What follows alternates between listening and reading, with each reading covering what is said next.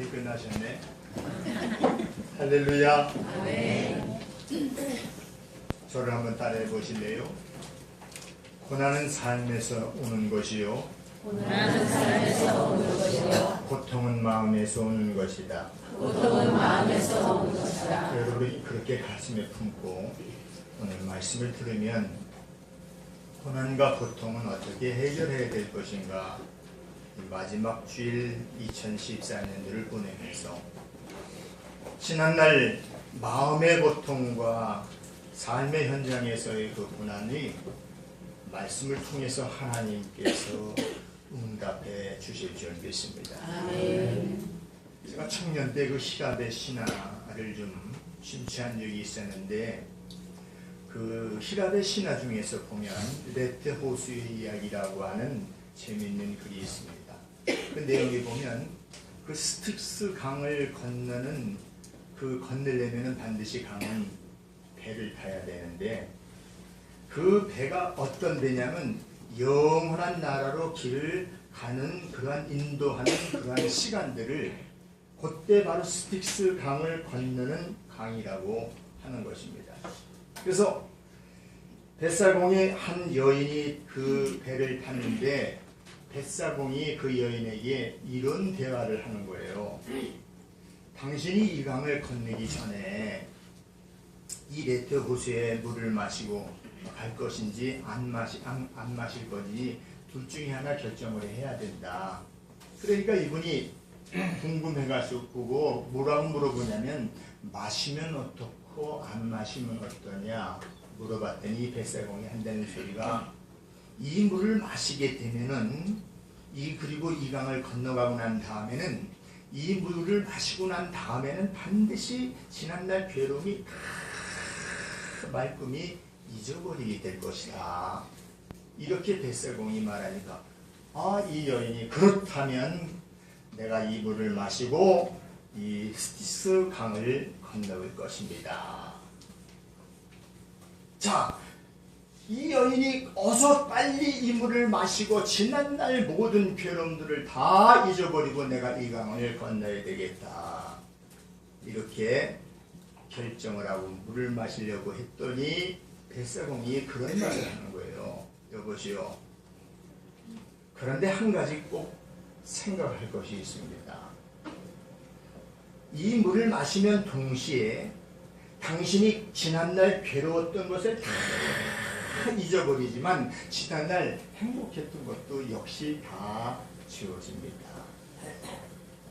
그러니까 이 여인이 너무 지금 근심이 오는 거예요.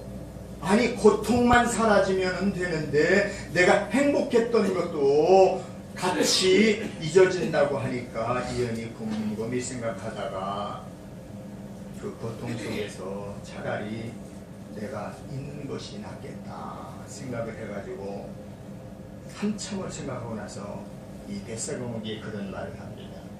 나 그 물 안 마시겠습니다. 저와 여러분들은 이 대목에서 주는 교훈이 뭐냐?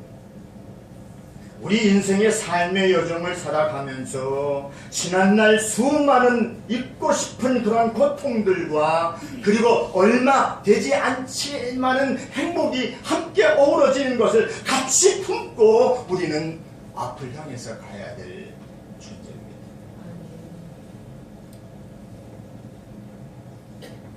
올해는 저와 여러분들도 동일하게 깨달은 것이지만 정말 올해는 좋은 소식이 오늘 우리에게 없었습니다.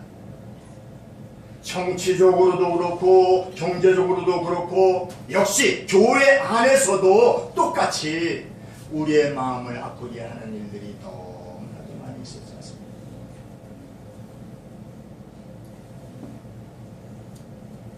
세월호 사건을 보면서 시골교회 한 목사로서 너무 가슴 아픈 어린 생명들이 300명이 넘게 물속에서 잠기는 것을 망연자실하게 TV를 보면서, 우리 인간은 이렇게 정말 아무 힘도 없는 존재구나. 수많은 사람들이 그 장면을 보면서 대한민국을 다 떠나가고 싶다.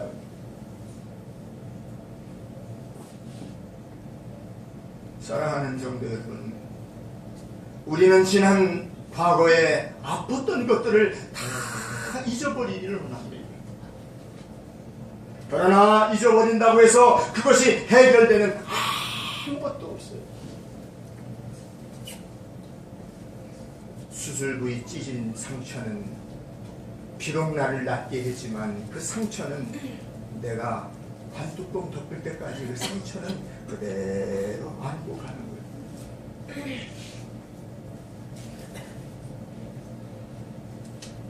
3년 전에 제가 다리 힘 좀 얻겠다고 어느 돌아가시는 분이 유언을 하면서 저한테 좋은 자전거를 한 대 줬는데 6개월째 탔는데요. 그 자전거가 저한테 많은 육체적인 힘을 주는 거예요. 비만 안 오면 그 자전거를 제가 타다가 여러분들 잘 아시다시피 제가 큰 사고가 나지 않았습니까? 한 달여 넘게 병원에 있으면서 눈에 잠에서 그 병상에서 깨어날 때 제일 먼저 여러분들에게 제가 죄송하더라고요.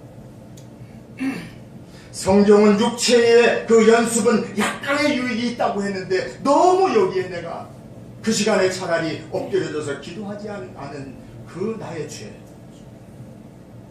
그리고 강대상의 성도들 앞에서 서지 못한 그러한 모든 죄, 더 나아가서는 장로님들, 우리 집사님들, 권사님들이 로테이션으로 하루에도 5분이 10분이 한 달 내내 와주시는 그 고마움과 죄송함, 제 어깨의 그 상처는 지금도 목욕탕에 가면 사람들이 저를 피해요. 빨가벗고 전 뒤로 돌아서는 조폭인 줄 알고 어떻게 되면 칼 맞은 작업뿐이에요.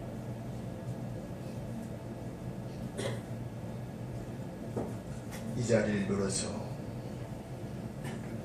저는 성도 여러분들에게 빚진 목사님, 장로님에게 빚지고 우리 안수 집사님들에게 빚지고 권사님들에게 빚지고 아니 교회 위에 제가 빚을 졌습니다. 저는 죽는 날까지 그 3년 전에 여러분들의 그 사랑을 잊지 않을 것입니다.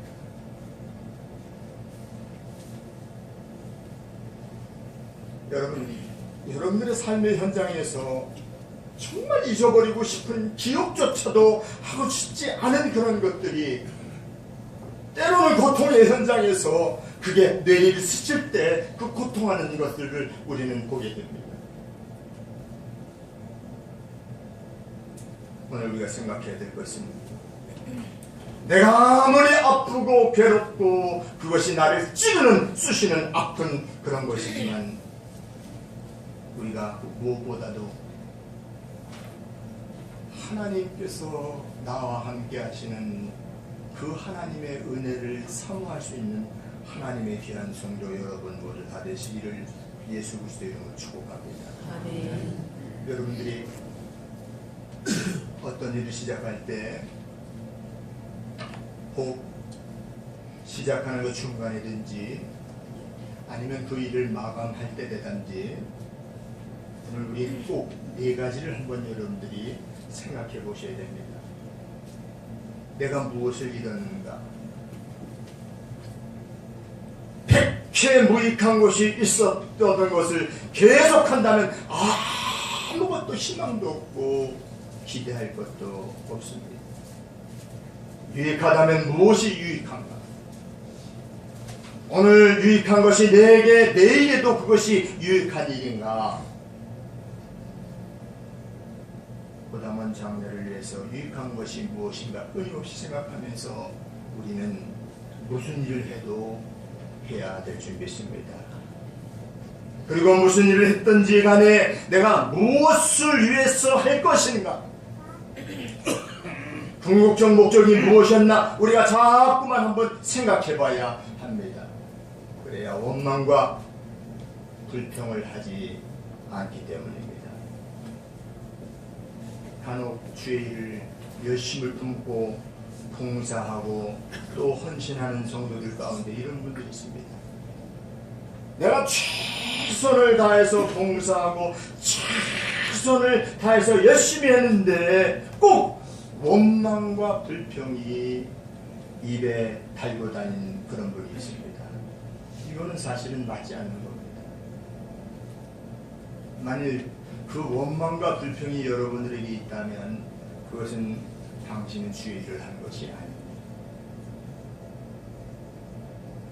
내가 주의 일을 하면 원망과 불평이라고 하는 그 단어가 없는 겁니다. 그럴 때마다 내가 이 일을 위해서 무엇을 해야 하고 있는가, 그 목적을 한번 생각해보고 내가 이 일을 하나님을 기쁘시게 하는 내가 이 일을 했는가를 깊이 생각해봐야 되는 것입니다. 대개 우리가 일이 잘 되면 이런 표현을 합니다. 재수 좋았다, 그렇게 말합니다. 그러나 잘된 이유는요 반드시 있습니다.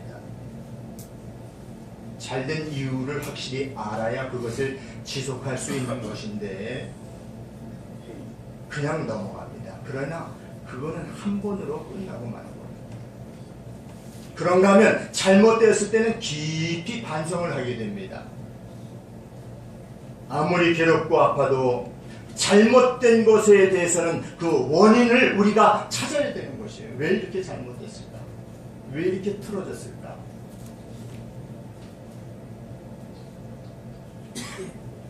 많은 사람들이 잘못되면 그거를 되게 그건 팔자다 이렇게 잘못 해석을 합니다. 아닙니다. 잘못을 인정하려고 그것을 들지 않기 때문에 그걸 팔자로 돌리는 거예요. 아닙니다. 거기엔 반드시 원인이 있습니다. 다시 말하면 내가 내 시점을 바로 알아야 되는 거예요. 내가 지금 어느 자리에 서 있는 거예요. 하나님께서 기뻐하시는 자리에 서 있는가, 내가 기뻐하는 자리에 서 있는가, 아니면 사탄이 기뻐하는 자리에 서 있는가, 스스로 한번 점검해야 될 줄 믿습니다. 그게 점검이 안 되면 내가 무슨 일을 해도 기쁨이 없습니다. 오늘은 대단히 의미 깊은 주일입니다. 2014년도로 이제 마지막하고 2014년도는 이제 3일 후면은 이제 우리의 미래로 과거로 돌아가고 새로운 2015년도를 맞이합니다. 제가 예언합니다. 앞으로 3일 동안 세계에서 엄청난 일들이 동일하게 또 일어나고 있습니다. 그래서 3일 안에 그것을 지키지 못하고 2015년도를 맞이하지 못하는 사람들이 수천 명, 수만 명 될 것입니다. 왜? 이건 확률이기 때문에. 교통사고로도 죽고 테러로도 죽고 물에 빠져서도 죽고 또 명의 다해서 죽고 죽는 거예요. 2015년도를 맞이하지 못하는 사람들이 앞으로 3일 동안 수많은 사람들이 있을 것입니다. 사랑하는 성도 여러분, 이 덧없이 흘러가는 이 세월 속에서 뒤를 되돌아보면 개인적으로나 국가적으로 볼 때에 어려운 일들 너무 많은 것들을 우리는 기억하고 있습니다. 고통 없이 항상 즐거움만 있었던 사람은 이 자리에 살아있는 사람은 아무도 없습니다. 이 세상은 끝없이 어려움이 찾아옵니다. 그래서 우리 말에 산 넘어 산인 거예요. 또 하나의 산을 넘으면 또 다른 산이 내 앞에 보이고 인생은 이 산 넘어 산의 연속입니다. 내가 정직하게 살아도 어려움이 오고 부정하게 살아도 어려움이 옵니다. 많고 적음의 차이 있을 뿐 누구나 다 어려움이 오는 거예요. 세상을 살면서 그 어느 누구도 고통을 원하는 사람은 단 한 사람도 없습니다. 싫어서 고생은 우리 옛날에 그런 말을 하죠. 부모님들이 우리 고생하고 있는데 그런 얘기를 하는 거예요. 야야 양이라 젊어서 고생은 사소하는 거다. 그거는 좋은 의미에서 하는 말이지 그 고난은요, 그 고통은 당사자가 힘으로 하는 거예요. 그렇죠? 그래서 너나 할 것 없이 할 수만 있으면 이 고통을 피하려고 하는 거예요. 고난의 경우에는 다릅니다. 그래서 할 수만 있으면 고통은 피하고 또 고통 없는 삶을 바로 행복한 삶이라고 나름대로 정의를 내리면서 그 행복을 추구하기 위해서 애쓰는 것도 사실입니다. 그렇죠? 그럼에도 불구하고 하나님께서는 우리가 고통을 겪을 때에 그래도 내버려 두지 아니하시고 참는 것을 볼 수가 있습니다. 믿음이 남달리 좋음에도 고통을 당하는 자들이 많이 있습니다. 우리 주변에도 보면 그런 것들을 많이 보죠. 믿음이 남달리 좋음에도 고통을 당하는 사람들이 있습니다. 누구보다도 주님 앞에 기도도 힘쓰고 그리고 충성하고 그리고 헌신하고 많은 사람들이 인정받는 그러한 일꾼인데도 고통을 받는 거예요. 어떤 때는 말이죠, 불신자들이 보기에 민망할 정도로 하나님을 잘 믿는 사람이 무서울 공경에 빠지는 것을 목격하게 됩니다. 그래서 가끔 그런 소리를 저도 들어봤어요. 저분은 예수를 저렇게 잘 믿는데 왜 저렇게 고통하고 삽니까? 우리는 예수 안 믿어도 이렇게 잘 먹고 잘 사는데, 이런 소리를 가끔 들어봤어요. 하나님께서 살아계시면 이럴 때는 저런 분을 도와주셔야지 믿지 않는 사람이 그럴 때가 있다니까요. 하물며 우리 믿는 사람들조차도 그런 일들을 가슴 아파하면서 할 때가 얼마나 많이 있습니까? 이제 2014년도 마지막 주일입니다. 우리는 이 시간 지난 날을 회고해보면서 과거의 고난 속에서 역사하신 그 하나님의 은혜를 발견할 수 있는 이 아침 시간이 되시기를 예수 그리스도 이름으로 축원합니다. 나를 지으신 분도 하나님이요, 나를 부르신 분도 하나님이요, 나를 보내신 분도 하나님이신 것을 함께 이 시간 고백하면서 이 말씀 앞에서 고난과 고통을 어떻게 해결할 것인가를 가슴에 품고 남은 시간들을 소유할 수 있는 하나님의 귀한 성도 여러분 모두 다 되시길 예수 그리스도 이름으로 축복합니다. 자, 우리 다윗은 시편 61편에서 보면은 자신이 한때는 불같은 고통을 당하면서 깨달았던 소중한 진리를 이 지금 시편 61편 1절에서 8절을 고백하는 내용입니다. 다윗은 자신이 지은 죄의 결과로 인해서 자식이 반영을 하고 또 쫓겨가는 가장 아픈 그런 고통을 겪었습니다. 그러나 그런 고통을 그가 다 맛보고 그 고통의 터널을 통과하고 난 다음에 그 다음에 뭐라고 말하느냐? 고통 때문에 나는 손해본 것이 하나도 없다. 이렇게 그때는 괴롭고 그때는 고통스럽지만 그 고통 때문에 나는 손해본 것이 하나도 없다. 지금 오늘 본문에 다윗의 고백입니다. 고통 때문에 자기는 또 불행하지도 않았다고 지금 선언하는 거예요. 이러한 다윗의 희한한 고백을 보면서 오늘 우리가 당하는 이 모든 고통, 이 고통에 대한 시각을 다시 한번 다윗과 같이 바라볼 수 있는 하나님의 귀한 성도 여러분 모두 다 되시기를 예수 그리스도의 이름으로 축복합니다. 아멘.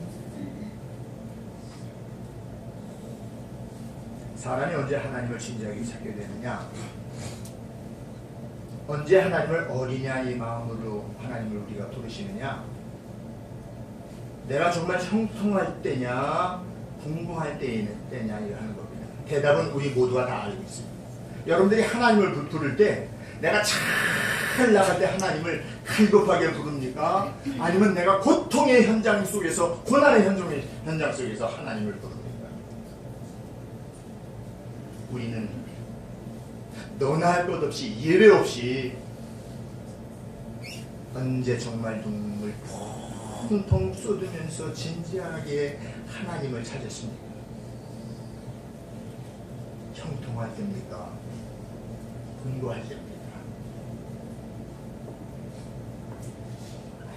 우리가 언제나 하나님 앞에서 말씀 앞에서 사내가 사슴이 시냇가에서 샘물을 찾는 것처럼 은혜에 갈급해져서 우리가 은혜의 보좌 앞으로 나아가게 하게 될 때는 어떨 때느냐 하는 거예요. 어떨 때? 공부할 때죠. 공부할 때. 고통을 맛볼 때 그때 한 번 더 하나님 앞에 찾아나가서 때로는 무릎 꿇고 하나님 앞에 하소연하면서 눈물을 흘릴 때가 한두 번이겠습니까? 다윗이 그랬어요. 다윗이 오늘 1절에 보니까 하나님이여 나의 부르짖음을 들으시고 내 기도를 유의하여 주시옵소서. 극심한 어려움을 당할 때 다윗이 하나님 앞에 토요하는 소리로 하나님 앞에 하나님 내 기도의 소리를 특별히 들어주시옵소서. 다윗도 그렇고 우리도 그렇고 고통과 어려움이 지금 하나님 앞에 선 우리는 누구나 다 분량은 다르지만 설교자인 저도 이 자리에 앉아서 말씀을 듣고 예배를 들은 여러분들도 동일한 거 아니겠습니까? 분량은 조금씩 다 다르지만 그래서 다윗은 3절에 보면은 주는 나의 피난처시요 원수를 피하는 견고한 망대이십니다. 이렇게 고백합니다. 여기서 이 피한다라고 하는 말은 무슨 뜻입니까? 피한다라고 하는 말은 하나님의 이름을 불렀다는 거예요. 또 하나님을 믿고 의지했다는 말입니다. 난 하나님밖에는 이 문제 해결할 것이 없습니다. 나는 하나님만 신뢰합니다. 이렇게 하나님 앞에 피하는 거예요. 고난도 고통도 다윗이 하나님 앞에 피해서 자기의 고통의 현장에 있었던 일들을 하나님 앞에 다 고백하는 거예요. 하나님만이 그 기도를 들으실 줄 믿습니다. 하나님만이 그 고통의 현장에서 회복시켜 주실 줄 믿습니다. 하나님만이 그 고난의 현장에서 나를 나되게 하시는 여호와 하나님이신 것을 믿으시기를 바랍니다. 사랑하는 성도 여러분, 여러분들은 어려우면 누구를 찾아갑니까? 일반적으로 사람을 의지할 때 우리는 사람을 부모님을 찾아가든지 형제를 찾아가든지 친구를 찾아가든지 도움을 청합니다. 그런데 그것이 물질이 아닌 이상 그 다른 것들은 해결이 안 되는 거예요. 물질도 역시 부모님이 있을 때 도와주는 것이지 온전하게 그 문제를 해결할 수 없습니다. 오직 여호와 하나님 앞에 나와 무릎 꿇는 하나님의 귀한 성도 여러분 모두 다 되시기를 예수 그리스도로 축원합니다. 성도는 힘과 세상의 권력 앞에서 무릎 꿇는 것이 아니라 하나님만을 의지해야 될 줄 믿습니다. 그 4절에 보면 내가 영원히 주의 장막에 머물겠다, 주의 장막에 거하겠다 이렇게 고백합니다. 장막에 거한다는 것은, 장막에 머문다는 것은 하나님 앞에 피해서 내가 하나님과의 이 문제를 내가 씨름하겠다는 거예요. 하나님만이 위로자가 되시는다는 사실을 믿으시기 바랍니다. 아멘. 2015년도 이제는 여러분들은 무슨 일을 만나도 먼저 하나님 앞에 기도로 무릎 꿇을 수 있는 하나님의 귀한 성도 여러분 모두 다 되시기 바랍니다. 아멘. 어려움을 만나면 하나님 앞에 피하고 하나님의 장막에 나오셔서 거하셔서 하나님의 도움을 받으시기를 예수 그리스도로 축원합니다. 아멘.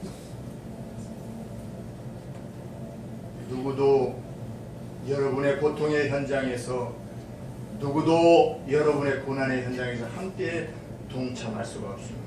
중보기도는 가능합니다.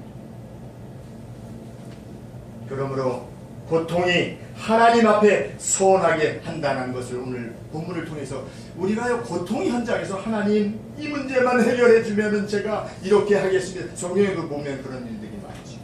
한나가 나이가 다 들어오고 경수가 끊어졌는데도 하나님 앞에 기도하는 거예요.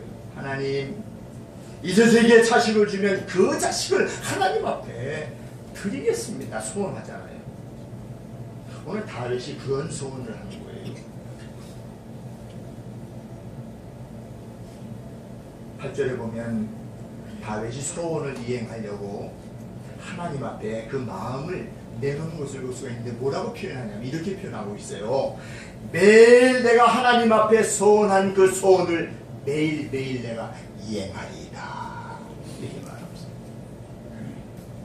여러분, 오늘 우리는 구원받았다는 사실 하나만으로도 평생을 하나님 앞에 영광을 위해서 살아도 부족한 것이 우리 인생인 것을 깨닫는 이 아침 시간이 되시기를 바랍니다. 아멘.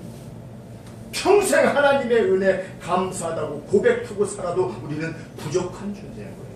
왜?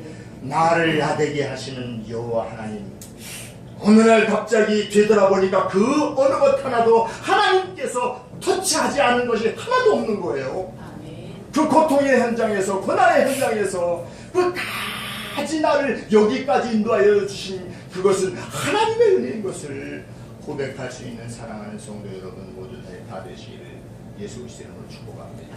아멘. 한량없는 은혜, 갚을 길 없는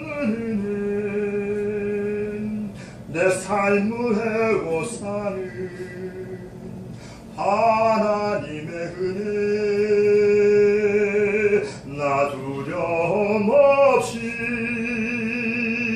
이 땅을 밟음도 나를 지키시는 하나님의 은혜,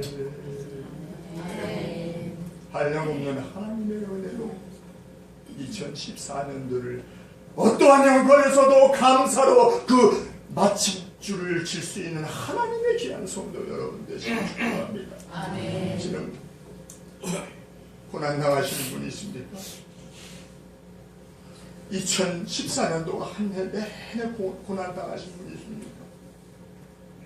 하나님께서 저와 여러분들의 그 소원의 기도를 원하시는 거예요. 네가 이제 나한테 뭘 했냐? 여러분의 헌신을 하나님께서 위대하시고 다윗처럼 은혜 중에 기업을 주시기 위해서 고난을 주십니다. 이것을 깨닫는 자가 복이 될 줄 믿습니다. 아멘. 고난은 우리를 헌신의 소원으로 인도하시기 위해서 하나님께서 보내신 인도자입니다. 아멘. 고난 중에 있는 자가 소원하면 하나님께서 그 고난 중에서 건져주시고 그리고 그 부활바를 기업으로 하나님께서 허락하신다는 거 있죠. 아멘. 다윗이 그 고백을 하는 거이죠. 다윗은 이것을 안 했습니다. 사랑하는 귀한 성도 여러분, 이제 2014년도는 3일밖에 남지 않았습니다. 이 3일 동안 여러분들은 무엇을 해야 되겠습니까? 3일이면 그 사업을 해도 여러분이 열심으로 해도 성공하겠습니까?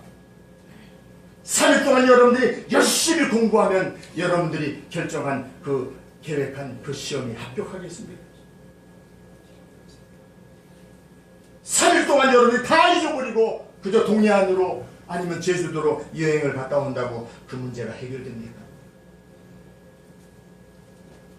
남은 3일 동안 여러분들은 무엇을 계획하시렵니까? 다윗은 그 인생 두반전에서 내 평생 하나님 앞에 소원할 것은 하나님의 장막에 와서 날마다 기도하리라. 이렇게 지금 소원하잖아요.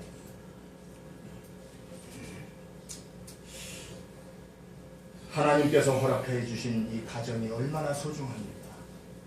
하나님께서 이 동평 땅에 비록 작은 교회지만 이곳에 우리가 33년, 34년 동안 예배드리는 공간에서 그 수많은 은혜를 베풀어 주시고 여기까지 인도하신 그 하나님을 사모할 수 있는 이 아침 시간이 되시길 바랍니다. 다윗처럼 이제 남은 2014년도 3일 동안 기도로 모든 것을 마무리하고 새로운 시작을 준비할 수 있는 하나님에 대한 성도 여러분 모두 다 되시길 축복합니다. 기도 막으시고 좌우 양옆 보지 마시고 뒤도 되돌아보지 마시고 하나님 앞에 조용히 기도할 수 있는 하나님의 성도 여러분 모두 다 되시길 축복합니다.